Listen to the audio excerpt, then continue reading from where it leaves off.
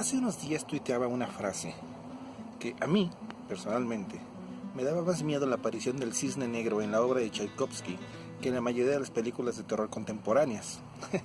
Y eso me dejó pensando un poquito que quizá debía explicar esto, porque es un tema que a mí se me hace bien interesante. Ese tweet fue un resumen de algo un poquito más largo, de un poquito más grande que me gustaría comentar. Hay que comentar el origen de este pequeño comentario que estoy haciendo. Fuimos a ver Annabelle la creación, la segunda parte de esta película de terror, producida por James Wan, uno de mis directores favoritos de terror, si no es que el favorito.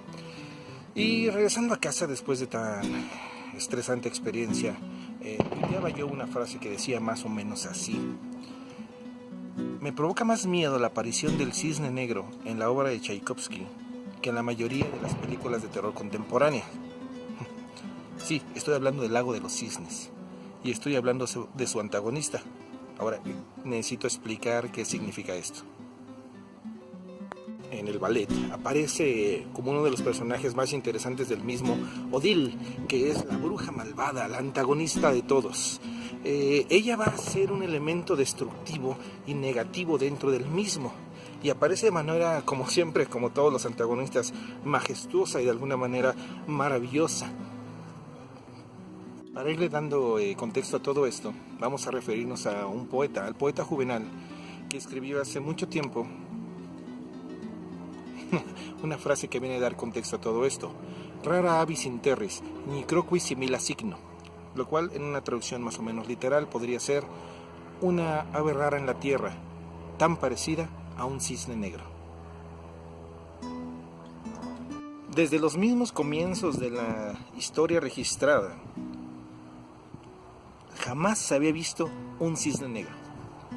Habiéndose recorrido Europa, África, Asia, nunca se había visto uno de ellos.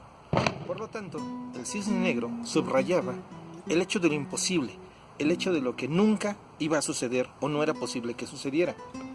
Fueron hasta los años 1600 cuando los holandeses, desembarcados en Australia, en Oceanía, encuentran por primera vez un cisne de plumajes negros, de plumaje oscuro, con la melanina a tope. Esto subrayaba la metáfora, daba pie a la metáfora de lo imposible, de lo que nunca iba a poder ser cierto. El concepto contemporáneo lo tenemos de parte de Nassim Nicolás Taleb, quien en su teoría del cisne negro nos ofrece la estructura de la misma, el cual nos pone reglas muy claras para entender la misma. 1. No es predecible. 2. Es inevitable. Por retrospección la podemos analizar, aunque, dado los primeros 2 puntos, es realmente imposible que hayamos tenido noción de la existencia previa de la misma. Es sencillo entender de qué estamos hablando. Nassim Nicolás Taleb dice que ha habido algunos cisnes negros en la historia de la humanidad que han venido a modificar el curso de la misma. Por ejemplo, la aparición del Internet, la Primera Guerra Mundial, las Torres Gemelas. Eran situaciones imprevisibles, inevitables y que cambiaron el curso de la historia, de nuestra concepción de historia tal cual. Empezamos a atar cabos, nos damos cuenta entonces que el cisne negro significa algo imposible de suceder, pero que sucede, inevitable, imprevisible y que solamente podemos racionalizar a posteriori, en retrospectiva. No podemos preverlo, no podemos detenerlo y solamente podemos comprenderlo hasta que ha sucedido, hasta que ya es demasiado tarde. Termino concluyendo que un cisne negro es la irracionalidad misma, lo cual para mí es el sumum del mal. La irracionalidad que no mira lo que hace, no mira a quién ataca, a quién daña, a quién deja libre, a quién excluye, a quién incluye. En estos momentos vivimos una época llena de cisnes negros. La creciente y descontrolada cantidad de actos terroristas que suceden actualmente en el mundo son, para mí, un cisne negro.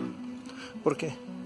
Porque los grupos extremistas ya no están atacando edificios del gobierno, convoys militares, no, están atacando civiles, están tomando vidas inocentes al azar. Los terroristas de hoy se suben al auto y embisten a una multitud, en donde sea, en cualquier momento, imprevisible e inevitable, como lo dice la teoría del cisne negro.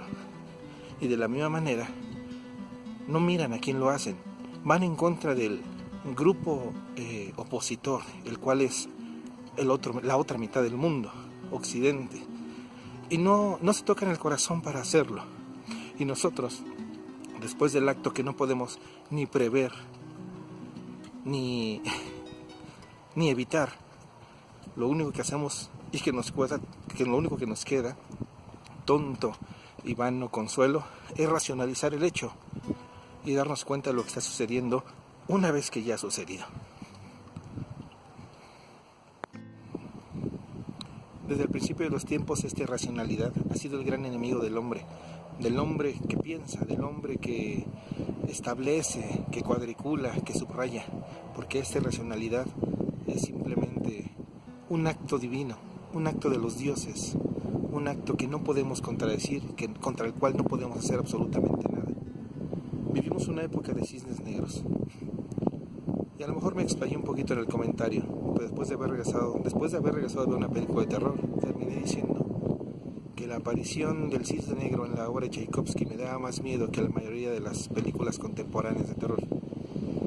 Quizá con esto quise decir que la realidad actualmente asusta mucho más que la ficción. Ya ni siquiera la imita.